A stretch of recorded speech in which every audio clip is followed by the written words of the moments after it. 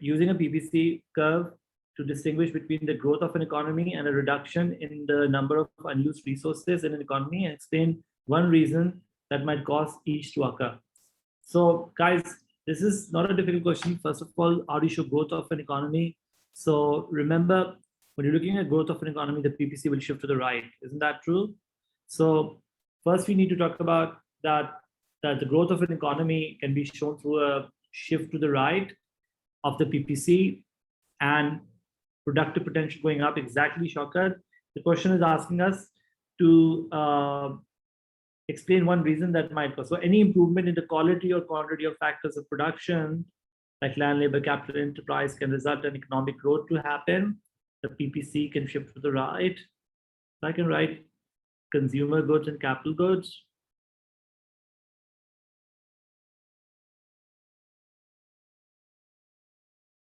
And I can give a reason, could be improvement in the quality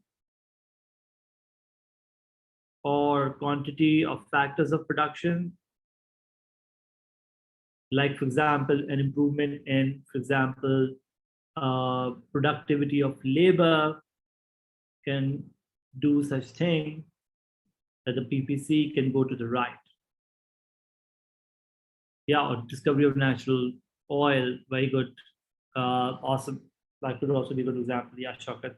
Now, guys, second one is saying reduction in the number of unused resources. Now, what does a reduction in the number of unused resources would do? And so when you are looking at unused resources, this would mean basically it's not a shift, but a movement, right?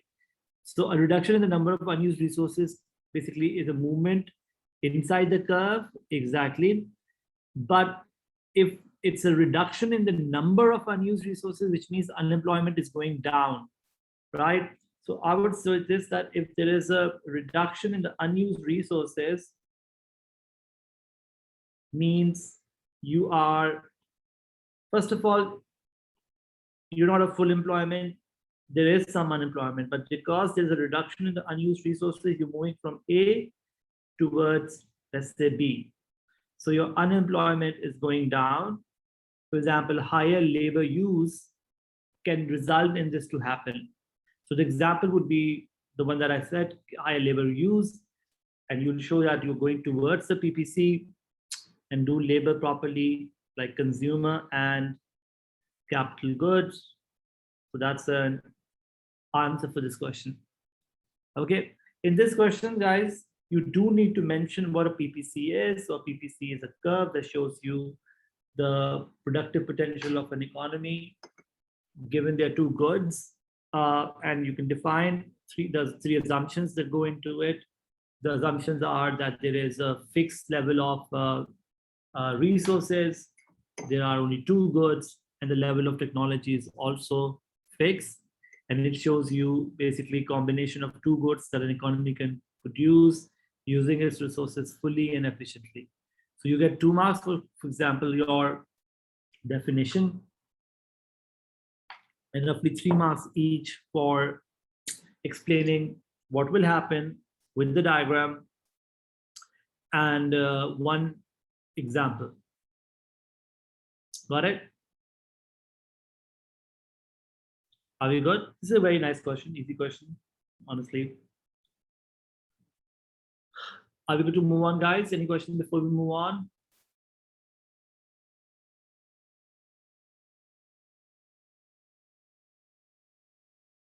All clear. Awesome. Thank you, Sonia, for responding. Discuss whether the transition, guys, discuss whether the transition of an economy from one that is centrally planned to one that is to one in which resources are allocated through the free market is likely to be overall benefit to the citizens of that economy. So this is a question about basically, you know, when an economy is moving towards, so here basically what I'll write, why transition? Why transition? So basically that would basically mean we're talking about pros of free market economy, right? Then we talk about how we transition, So that's in the notes. We talked about how, like some industries will close down, greater user market for the demand supply. And, like, I'm going to show you this in 1 minute. But lastly, I'm going to also talk about problems of transition. So that's my answer of this question. Okay.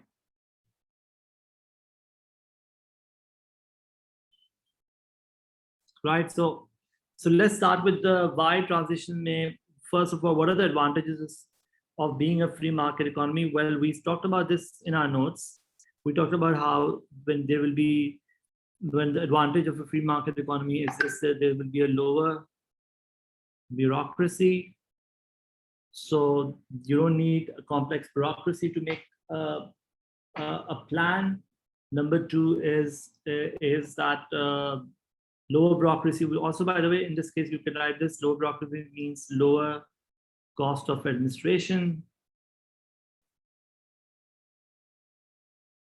right? There will be basically profit motive, which can result in better quality products. It could result in higher sort of innovation. It could result in efficiency, right? That could also be an advantage. Yeah, and lower prices because of competition. There will be basically free will for people, right? So there's that advantage. So that could also be playing a role. Let me show you one thing. If I go back to my notes, let me show you this very quickly.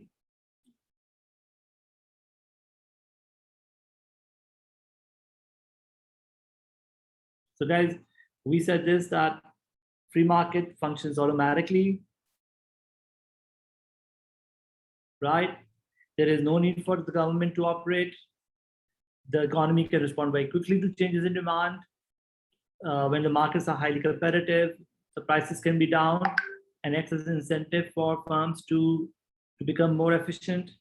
There is a strong incentive to innovate, as somebody was pointing out. And inefficient firms can be driven out of business. And self-interest is the main motive, which can actually minimize the problem of scarcity. So you can write these points in your notes, in your answer.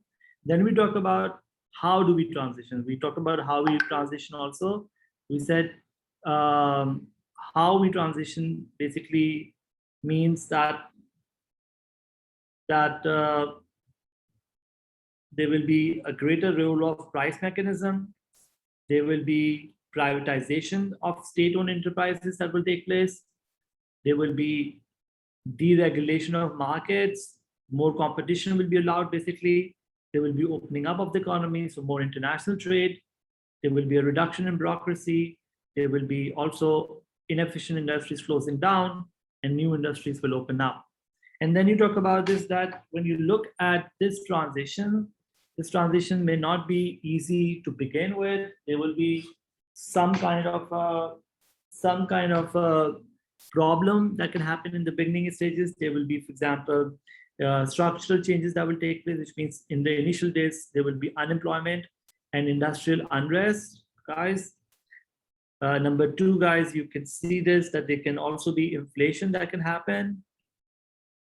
So inflation is very likely to happen because some industries are closing down, other industries are opening up. Till those supply bottlenecks are done, you might see problems to happen. And lastly, because there is a lack of welfare system, there will be inequality that can happen. So that's an answer for this one that you talk about. So it's a unemployment. Yes, we talked about this, right? This unemployment. So this is a very good kind of a answer that you can write here for this one. So how we transition, why transition, and problems of transition. Make sense, guys? Any questions?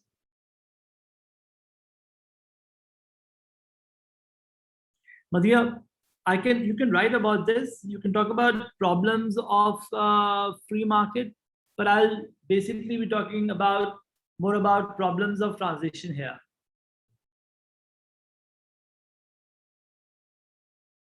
Make sense? So while you guys are mentioning externalities and all that, we'll talk about problems of command economy as the reason why you want to sort of move away. And then you can talk about advantages of free market, but you need to also talk about problems of transition here as well. Make sense? So when there's a transition happening, overall, are you benefiting or not? So you can talk about what are the challenges of transition. You can talk about all the disadvantages of free market. So you can say this, that there will be these issues that can happen as you transition towards free market. So that's also a valid way to go forward. Make sense? Okay, are we going to move on to number 3? Number 3 says, in summer of 2018, many countries suffered from a water shortage because of a long spell of very dry weather. Explain whether you would expect the price elasticity of supply of water to be relatively elastic or relatively inelastic. Guys, what do you think? Price elastic supply, will it be elastic or inelastic? So what is price elasticity of supply? Percentage change in quantity supplied over percentage change in price is your PES. It tells us the responsiveness of quantity supplied to a change in price. Many countries are suffering a water shortage because of a long spell of dry, so which means supply is going to be inelastic, not that responsive to a change in price, because there is a shortage in terms of the supply. So you explain why water might be sort of price inelastic. Now, can there be a possibility to be relatively elastic or relatively inelastic? Because you're saying that why do you think it's inelastic? So, and what are the factors that can make it elastic, guys?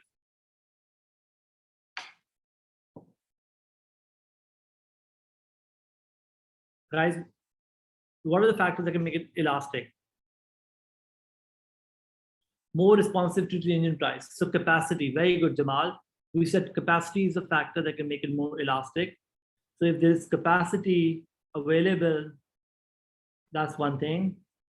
Yeah, ability to be stored is. So let me go back to PES. I have a feeling you guys are a little confused about PED and PES. So let's look at PES quickly. That's a good question or content to revise, because a lot of times we're so like caught up in the PED discussion that we might not end up doing PES.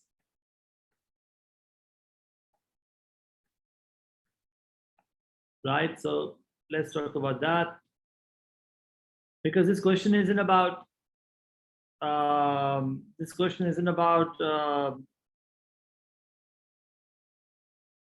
one thing. It's a general question that we need to look at.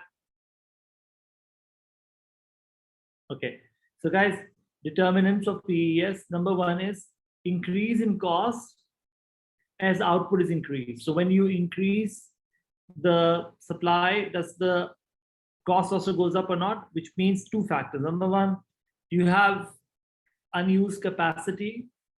Is water there in as capacity or not? And I think we can say that if a country is having a long spell of no rain, then there could be issues that can happen where supply can become more inelastic.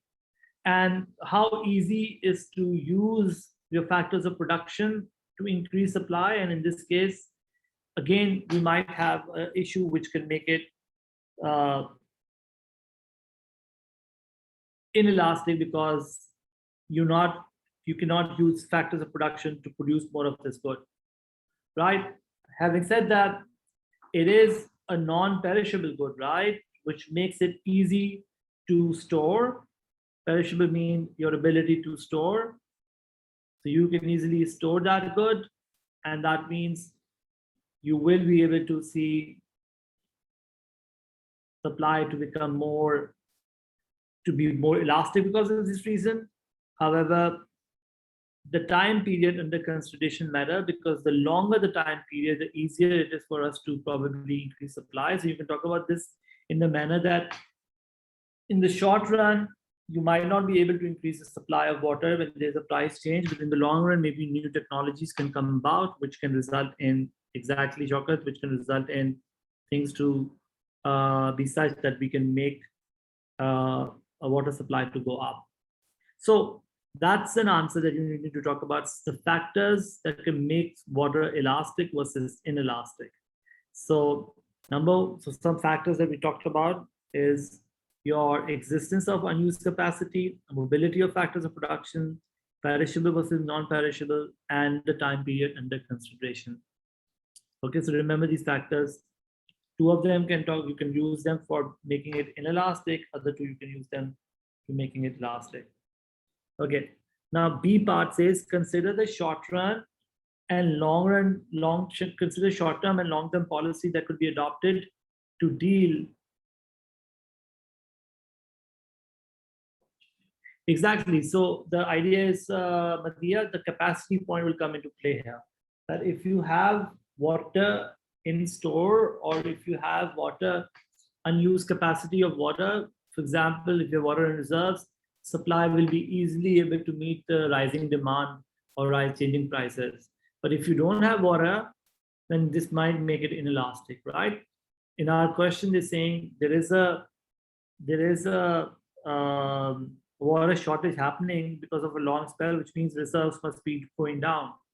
Secondly, is it easy to use other factors of production to make a good? And the answer is not necessarily. It's not really like a factory product, and that's why that is also a reason there is an immobility of sorts. Make sense? Okay, consider short-term and long-term policies that will be adopted to deal with water shortage in an economy and discuss whether these are likely to be successful.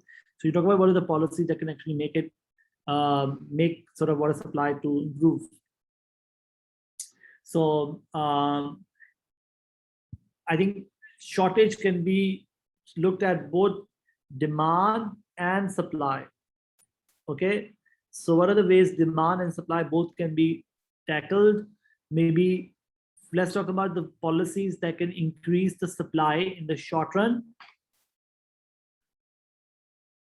and also demand. So supply factors, guys, could be the government may be able to, maybe in the short run, if they want to increase supply, they can have more plants that can make water available for people in terms of, like, you know, reusing water. You have these filter plants and other plants that can happen. Maybe you can also use a technology that can improve things. But let's talk about demand supply separately, Jamal, because demand side, yes, of course, you can make it expensive to buy water. You can also make people aware about the water crisis and make them use things better. You can also sort of supply side, you can also, in the supply side part, you can probably ration water in a manner that people do better. Desalination plant could also be sort of put into place. So long run, by the way, you need to change people's habit in terms of demand. In the long run, you can also put desalination plant, supply side policies like building dam and tackling exactly environmental challenges. So these are all the various things that you can use, by the way, in terms of increasing the supply of water. Now, when I'm doing this kind of a question, like 3B, I might want to sort of not get, unless my knowledge is really good about the issue, because while this is an economic question, but it does require us to look at things from an angle of, you know, things that we can do to improve the supply. So a lot of times, you know, reusing water can be one way. So if your knowledge is limited, maybe 3B is not a good question to do. Got it? And this is not like economics knowledge, it's the knowledge of the subject of water. Okay, let's look at 4A.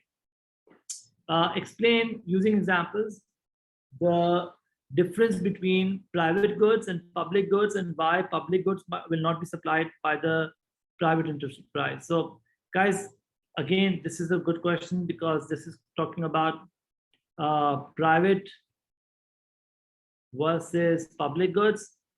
Private goods are rival and excludable. We covered that in our class and notes, versus public goods are non-rival plus non-excludable, and sometimes we also call them non-rejectable. So non-rival means consumption by one person will basically not leave less for another, and non-excludable means once provided, you cannot exclude those who pay and those who do not pay. And non-rejectable means once provided, it's difficult for anyone to reject the good. Like for example, if there's a street light, if I say I don't want to use the street light which is on my road, I might not be able to reject this. Make sense? So that's the non-rejectable part. Yes, so either you define rival or non-rival, and we talk about then that a rival good is one where consumption by one person will leave less for another. Give an example of a private good, give an example of a public good, talk about why one good is rival and excludable, and then talk about the free rider problem that can happen in a public good. And because of the free rider problem, the private sector will not be providing it because it's not profitable to do so. Right? So examples matter. Plus, you will also mention about the free rider problem.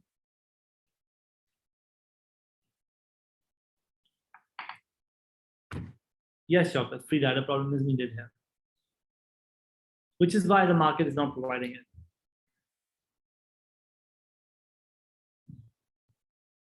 Make sense? Guys, I do want you guys to prepare market this chapter. Like, so in June 2020, you had a question, this is variant 2, right? So in June 2020, you had a question about private and public goods. Do prepare private, public, merit, demerit goods. I am sensing that to come in your exam, okay? So this part, private, public, merit, demerit, I feel they may test us on this. Okay, like this kind of a question can come back again. Okay, consider the problem of the provision of merit goods in a market economy and assess whether direct provision of such goods is the most effective way to deal with them. So what are merit goods? First we define them, then we talk about, you know, like, so what are merit goods? Merit goods are those goods which have two features. Number one, they have positive externality, and second one is there is an information failure. Give an example of a merit good like education, which has a positive externality. When you educate yourself, or vaccine, let's talk about vaccine. When you get a vaccine, not only you stay healthy, but because you do not get sick, other people are also protected. So that's the positive externalities advantage. The information failure is that people do not know the benefit of vaccine because you do not know whether it's going to help you or not. If you look at vaccine lowers your probability to get, let's say, COVID, or even if you get COVID, it reduces the probability of you ending up in on a ventilator. So while people are unaware of the benefit of it, they may not decide to get the vaccine. So there is, in this case, in the case of merit goods, the demand is lower than the socially desirable level that is out there. So if this is my demand and supply, right, for merit goods,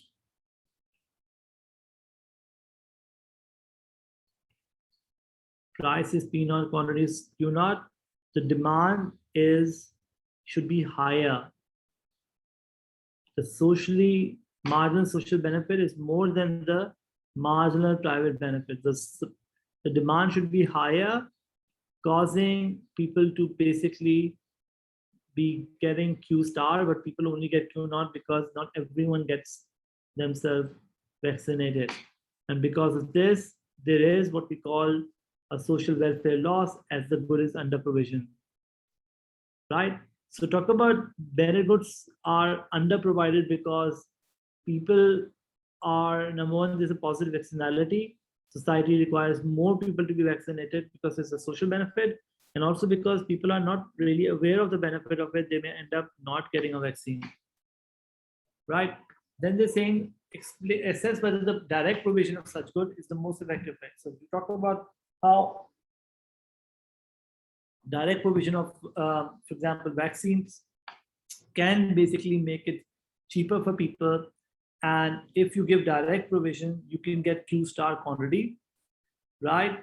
However, when you give this, there is basically government expenditure that can happen, which would mean the taxpayers will have to pay the burden of this. Also, there could be other ways we can go about solving the problem of merit goods. For example, you can give a subsidy, make it cheaper for people, so that could reduce the burden on the taxpayers. Or you can give have a awareness campaign, which can help people to basically become aware of it, and they get the vaccine themselves. Make sense? Sorry, I don't get the question.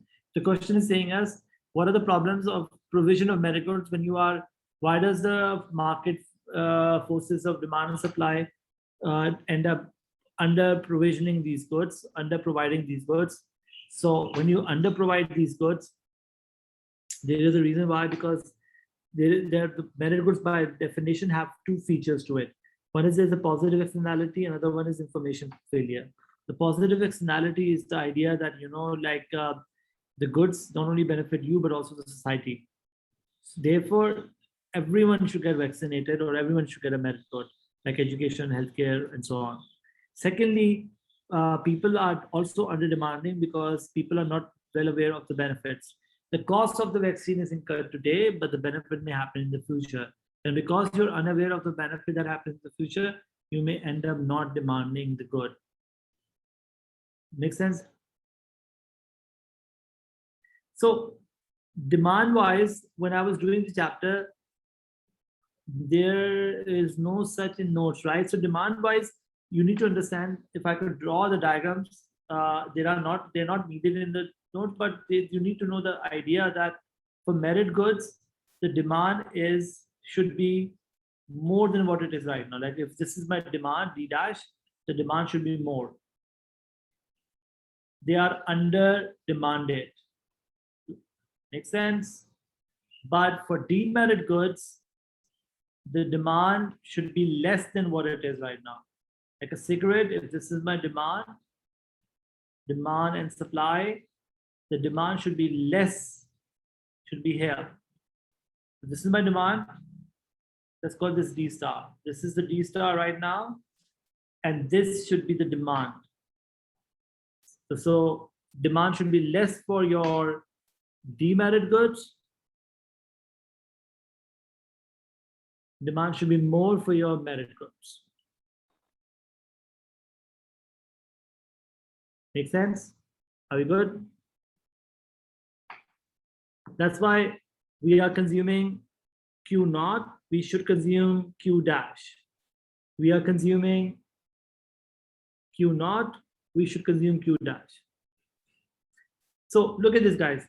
If I tax these goods, like this is my diagram, if I tax, so I can actually tax, so the supply curve becomes S dash.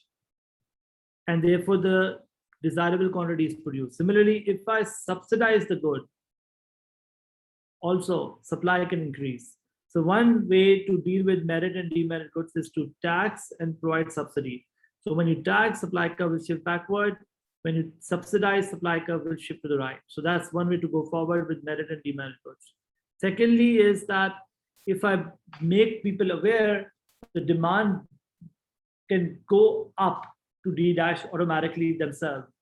Or if I make people aware of the demerit goods and how they harm, demand can fall to the desirable level. Okay. D dash to D, this is a social, so D dash is what we call the socially desirable demand. Okay, and D star is what the demand right now. Okay, are you all with me? Does that make sense? So these goods are what we call under provisioned or under provided. These goods are over provisioned.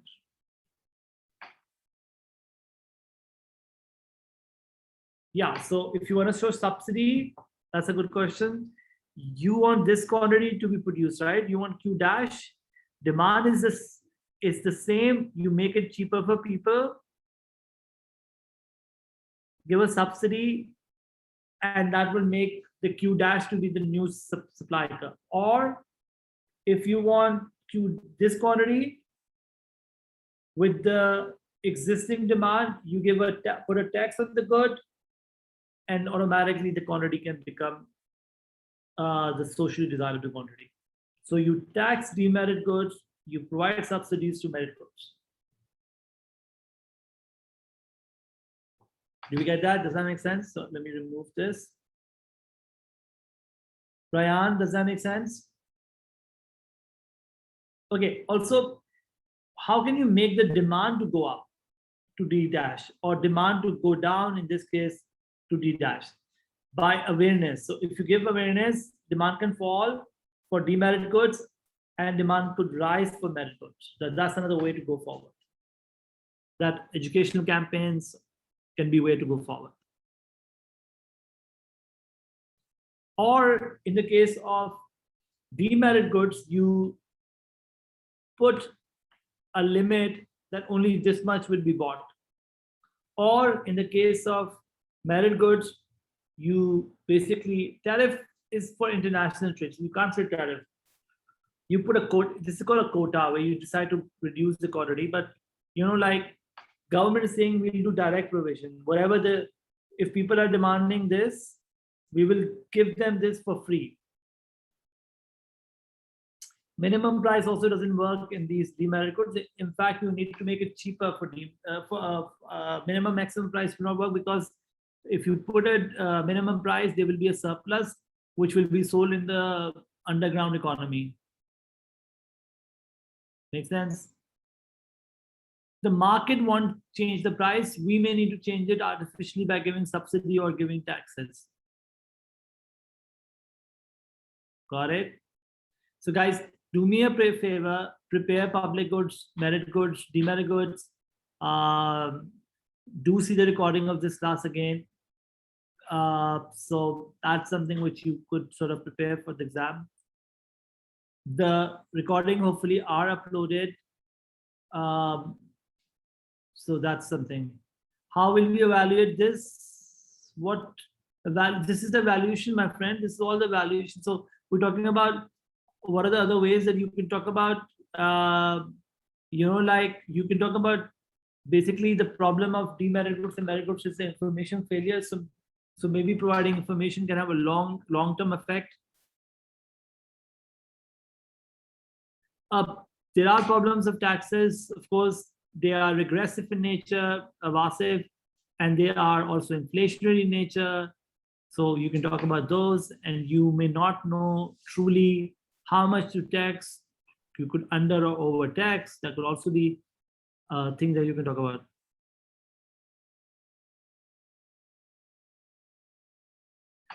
How about if you want to reduce the quantity, you tax the good, right, Hamad?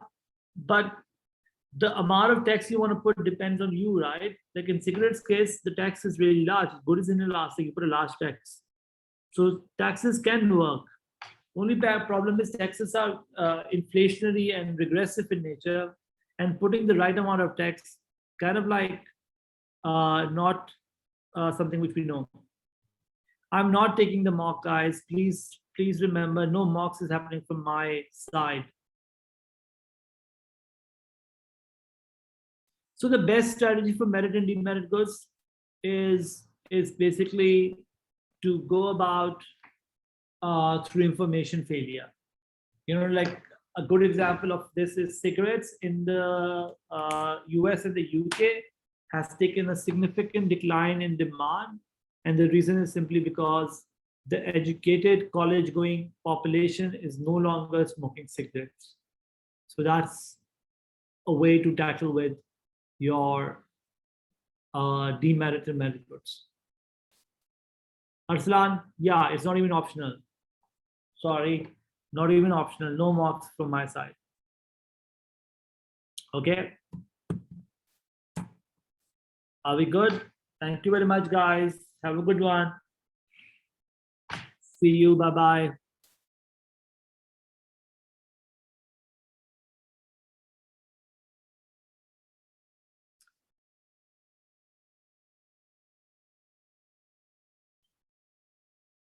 Anish, you were saying about production cap. You can do production cap as well. But it's more merit and demerit goods more are more of a demand side problem than supply side problem. Okay, you need to tackle the demand rather than supply.